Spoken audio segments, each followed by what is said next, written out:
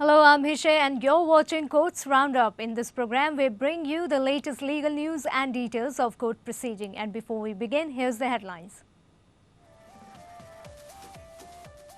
Delhi High Court reserves order in suo moto matter concerning blanket order on extending interim bail and parole granted in light of COVID-19.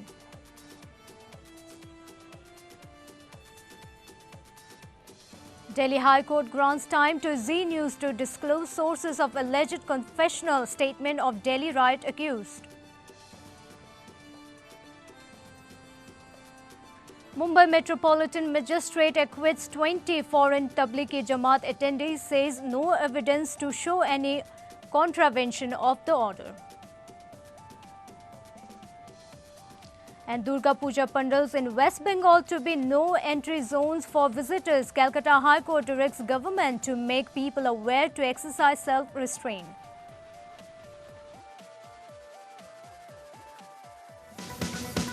India Legal presents Courts Roundup.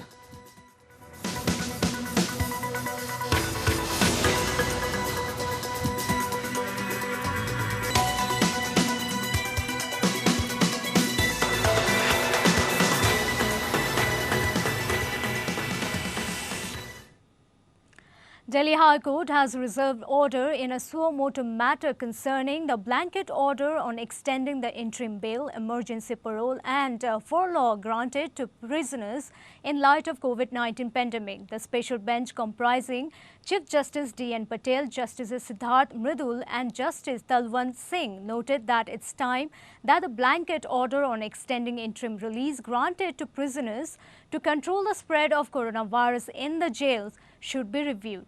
As per special bench's last order, all orders concerning interim bail or parole were extended till October 31st. The court said, "We believe that the COVID chapter should end and the blanket order should now cease to exist. The situation should go back to what it was back in January. Released prisoners should be asked to surrender. After surrendering, they can seek to approach the respective trial courts seeking interim bail on merits if they wish to." The court further added that this view should not affect the working of the high-powered committee, which should continue to function as per its mandate. The Delhi High Court has refused to entertain a writ petition filed by Utkal University students alleging arbitrariness in an inter-college moot court competition organized by National Law University Delhi. Dismissing the petition, the bench of Justice Jayantanath held that this is pressing writ jurisdiction too far. There is hardly any issue. The grievances of the petitioner was that they were eliminated from the inter-college moot court competition on the basis of the memorial submission and without disclosure of the marks obtained by all participants. The court was informed that as per the initial result declared by NLU Delhi, the petitioners was said to have qualified to the second round. However, due to some undisclosed error in the marking, the result was updated and petitioners were undeclared as eliminated. At the very outset, Justice not questioned the role of a court in the moot court competition. How can a moot court be part of a court proceeding? Appearing for the petitioner's senior advocate Pinky Anand argued that moot courts were now an integral part of the curriculum in law school and thus there was a need for the Bar Council of India to issue guidelines to govern the same. Appearing for NLU Delhi advocate Rajshekhar Rao submitted that the competition was already over and there was no point in dragging the university, the Vice-Chancellor and other authorities into litigation. After hearing the parties, the court decided not to interfere in the matter, stating that a right to information application could have been filed to get information on the marks obtained by the petitioner. The court dismissed the plea.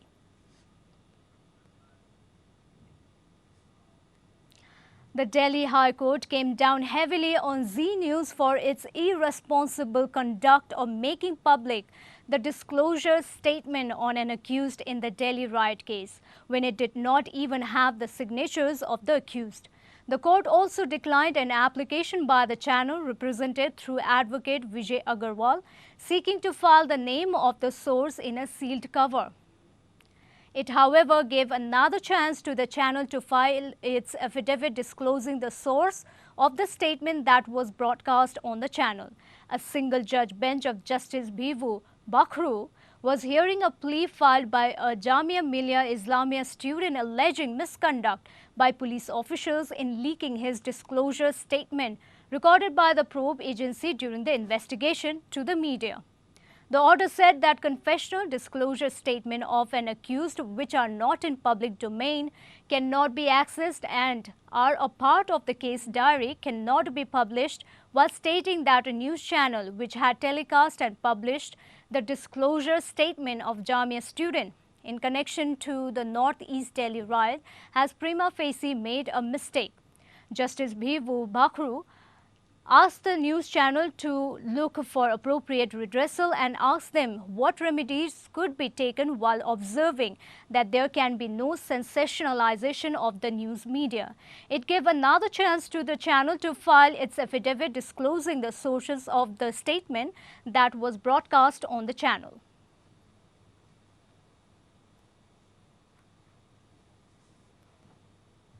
The Yogi Adityanath government in Uttar Pradesh has appointed advocate Sharan Dev Singh Thakur as its additional advocate general to represent the state in the Supreme Court. Official sources said Sharan Dev Singh, who is the son of former Chief Justice of India T.S. Thakur and grandson of former Deputy Chief Minister of Jammu and Kashmir D.D. Thakur, is one of the youngest to hold the said post. He is a law graduate from Bangalore University and holds an LLM from the University of Warwick, UK. Thakur fills up the vacancy created by Aishwarya Bhati, who was recently appointed as Additional Solicitor General in the Supreme Court to represent the Union of India. With this appointment, the state of UP will be represented by 2 additional Advocate General in the Apex Court.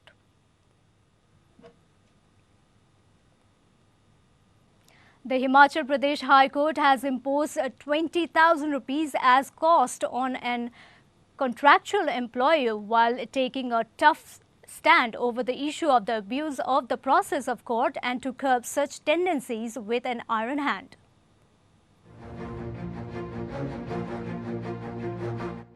The Himachal Pradesh High Court dismissed a petition filed by a contractual employee challenging the order of discontinuation of her services and observed that discipline is the hallmark of every employee, and in case any employee is not ready to subject herself to discipline, then obviously he or she not only invites the wrath of her employer but also is liable to be proceeded against. A division bench comprising Justice Tarlok Singh Chauhan and Justice Jyotsna Reval Dua said every employee must be loyal and disciplined towards his employer and colleagues. If an employee conducts herself in a manner that is alleged to have been done by the petitioner herein, the image in the mind of the public about the collectorate and its authority is totally shattered. The petitioner cannot vitiate the working as also the atmosphere of the collectorate. The court passed the order on a petition filed by a contractual data entry operator deployed in the office of the Deputy Commissioner, Sirmaur, on the outsourced basis. She was employed on November 5, 2014, and thereafter her contract was renewed from time to time. However, her contract was discontinued on January 7, 2020. Aggravated at the discontinuation of her service, she filed the petition. During the hearing, it was contended on behalf of the Deputy Commissioner's office that the service of the petitioner were discontinued due to her continuous indifferent behavior and indiscipline in working despite various verbal and written direction issued to her. Moreover, various complaints were also received against her. After hearing the parties, the court observed that the punishment handed out to the petitioner is fully justified and no lenient view can be taken in such cases. Bureau Report. A Mumbai court in Andheri has acquitted 20 foreign attendees of the Tablighi Jamaat event who had been charged under Section 135 of the Bombay Police Act for violating the prohibitory order of the COVID-19 lockdown. Metropolitan Magistrate at the Andheri Court R. Khan noted in his order, there is no iota of evidence with prosecution to show any contravention of order by accused person beyond all shadow of doubt. There is no legal evidence adduced by prosecutor to show that accused person infringed the notification lawfully made under Section 37 of Bombay Police Act. The accused person were charged by the Mumbai Police for offences under Section 188, disobedience of order or public servant, 269 and 270 acts likely to spread infection of dangerous diseases of the Indian Penal Code, along with section of the Foreigners Act, the Epidemic Diseases Act and the Disaster Management Act. However, the accused came to be charged with the offence under Section 135 of the Bombay Police Act, which imposes punishment for not following prohibitory orders. No further other offences could be levied as there was no evidence to prove those offences. The court further noted the basic principle of infringement of Section 37 of Bombay Police Act is based upon publicly promulgation of orders. It is transparent that the order in question was not promulgated to accused person individually. While acquitting the foreign nationals, the court cancelled all previous bail bonds of all accused and directed them to furnish fresh bonds of 10,000 rupees each. We are now joined by Advocate Shivam Sharma for more updates on this. This case, the court said that the case of prosecution consists of only two witnesses as per charge sheet. In order to prove the guilt of the accused, prosecution has examined in both witnesses the evidence of PSI. Durga Salunke and PI Rajendra Rane came to be recorded through video conferencing. I have recorded the statement of accused person under section 313 of the CRPC. They have denied the evidence put forth by the prosecution. Court further said that the brief survey of prosecution evidence transpires that none of the examined witnesses have an occasion to see the accused person together in the form of assembly. There is no legal evidence adduced by prosecution to show that accused person infringed the notification lawfully made under Section 37 of the Bombay Police Act. In light of this grounds, the magistrate court has acquitted the 20 Tablighi Jamaat foreigners. Yes. Thank you, Shivam, for the update. Moving on. Arnav Goswami, editor-in-chief of Republic Media Network, has directed his legal team Phoenix Legal to initiate a defamation proceeding against Mumbai Police Commissioner Parambir Singh, seeking damages to the tune of 200 crore rupees, citing damage to their reputation for having linked Republic TV with TRP scam case. Republic TV in a press release said it will also initiate contempt proceedings against the Special Executive Magistrate and the Assistant Police Commissioner Sudhir Jamwardekar for initiating procedures with respect to FIRs earlier suspending by the Bombay High Court. Meanwhile, a civil suit has also been filed in a Mumbai court seeking to restrain Republic TV, R Bharat and news anchor Arnav Goswami from discussing or referring to the FIR registered by the Mumbai police alleging manipulation of TRP ratings by TV channels. The suit filed by Iqbal Sheikh, a former Assistant Commissioner of Police Mumbai, also seeks damages to the tune of 5 lakh rupees to mental agony caused to the plaintiff on account of defamatory reports against Mumbai police. The plaintiff filed through advocate Abha Singh states that Republic TV and R Bharat have launched a smear campaign against the Mumbai police. Dipesh Sawant, Sushant Singh Rajput's house help, who is accused of procuring drugs for him, has filed a writ petition before the Bombay High Court seeking 10 lakh rupees in compensation from the Union of India, alleging illegal detention by the Narcotic Control Bureau and gross violation of the Article 21 and 22 of the Constitution of India.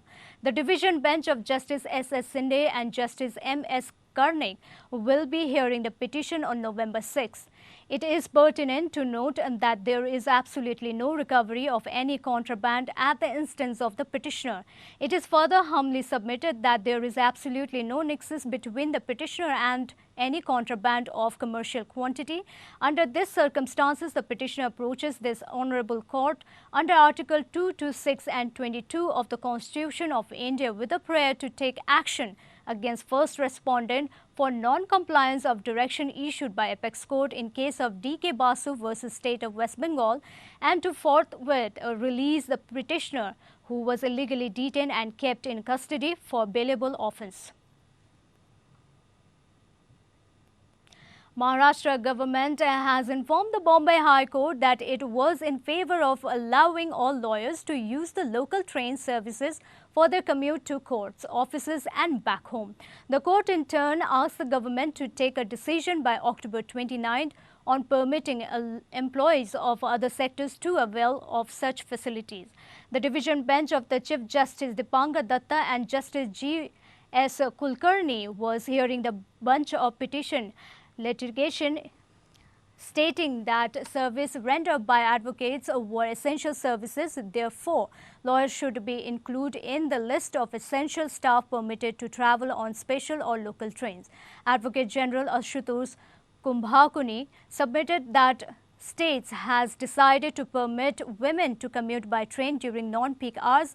He further said the state is in the process of exploring a workable solution for employees of all sectors. He also stated that the government is inclined to allow lawyers to use local trains for professional services, while there has been a meeting regarding color coding and staggering of office hours. The court, after hearing the submission, pointed out that numerous sectors have now opened by the state authorities after months of lockdown.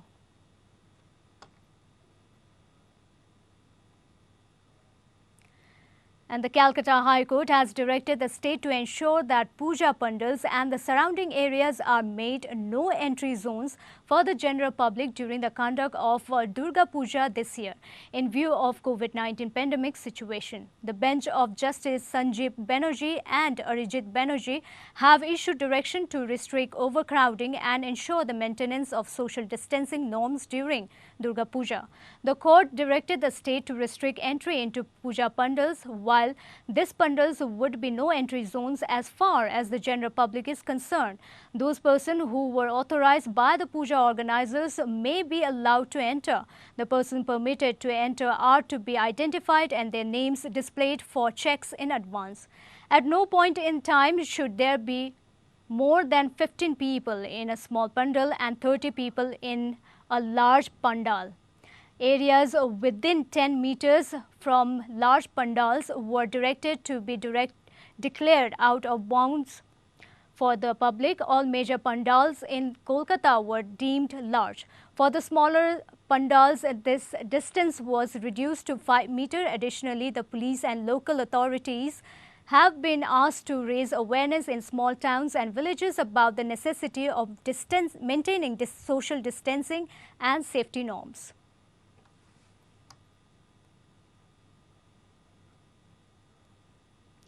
Guwahati High Court has asked the Assam government to take necessary steps to move 6 detention centres out of district jail premises. The centres are housing foreign national illegal migrants awaiting deportation. While doing so, the court upheld the centre's communication based on the Supreme Court that detention unit should be set up outside jail premises.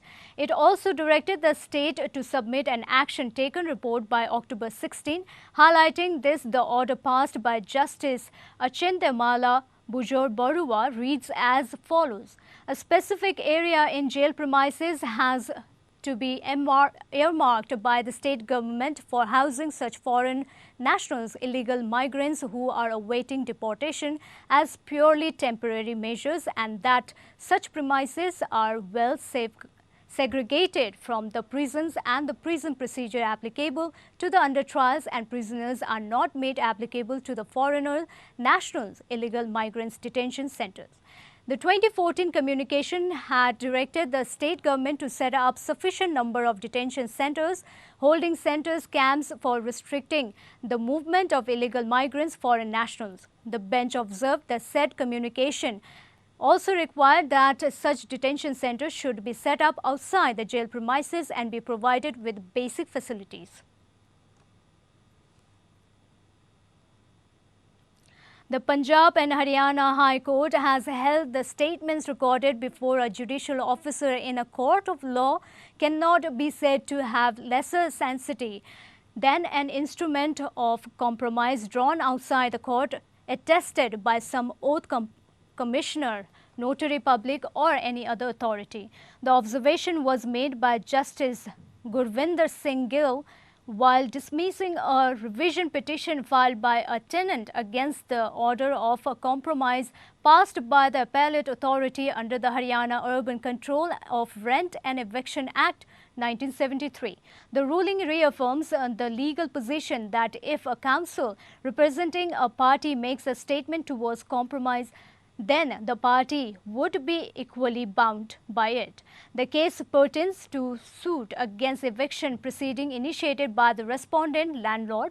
In the proceeding for eviction before the rent controller, the petitioner was directed to clear rent errors. This order was assailed by the petitioner before the appellate authority, which ultimately recorded a compromise between the parties.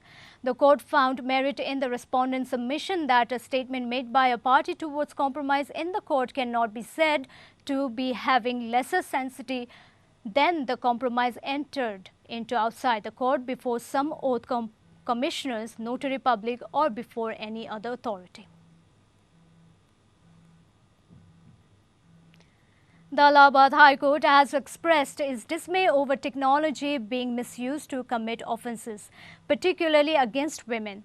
The bench of Justice Dinesh Kumar Singh, having rejected the bail application of a boy who was blackmailing a girl of his school, having threatened her with death, made this observation. The bench was hearing an application filed under Section 439 CRPC in which a bail was sought in a case filed under Section 386 and 354 AIPC and Section 66C of Information Technology Act. According to the FIR, the prosecutrix and the accused were both studying in the same school. The allegation is that the accused boy has been sending obscene messages to the prosecutrix. The boy had also hacked the girl's social media accounts and had sent various obscene and objectionable messages from her Instagram and Snapchat accounts to other boys, pretending as if it was she who was sending those messages. The boy started putting pressure on the girl to lodge a case against her own family members. He threatened that if she refused to do so, he would kill her brother. He also threatened that if she wanted to see her brother alive, she should give him 2 lakh rupees. He also threatened her to make viral audio and video recording of the girl, and he did not stop at that. He had threatened that if the information was given to the police, her entire family would be killed. The court has considered the heinousness of the offence and the involvement of the accused and refused to grant bail on the basis of not getting any ground to release him, especially when the trial is going on and the examination of prosecutors is still pending.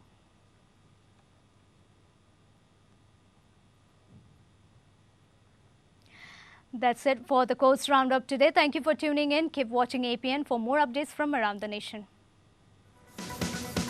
India Legal presents Courts Roundup.